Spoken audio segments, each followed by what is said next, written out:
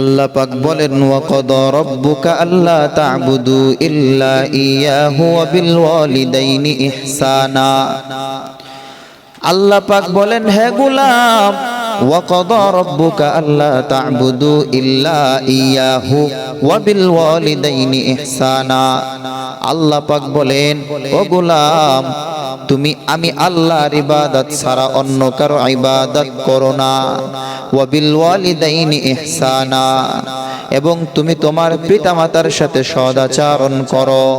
পিতামাতা তোমারে যেমন ভাবে শৈশবকালে লালন পালন করেছে তুমি তার থেকে ইহসান করো।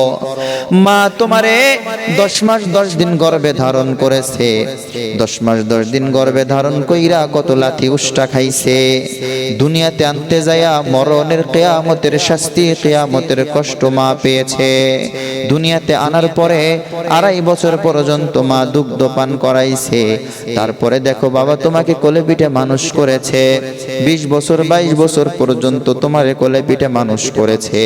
এই মানুষ করার পরে এখন তোমার গায়ে শক্তি যোগাইছে, এখন তোমার গায়ের রক্ত গরম, এখন যা মন চায় খুশি তাই করো। মায়ের মনে কষ্ট দাও, মায়ের গায়ে তুমি আঘাত করো। বাবার গায়ে তুমি কষ্ট দাও, বাবার গায়ে তুমি হাত তোলো। ও যুবক ভাই ভালো করে শুনো, মা বাবা যদি খুশি থাকে আল্লাহ তোমার প্রতি খুশি থাকবে, আর মা বাবা যদি তোমার প্রতি বেজার হয় আল্লাহ তাআলাও তোমার প্রতি বেজার হয়ে যাইবে।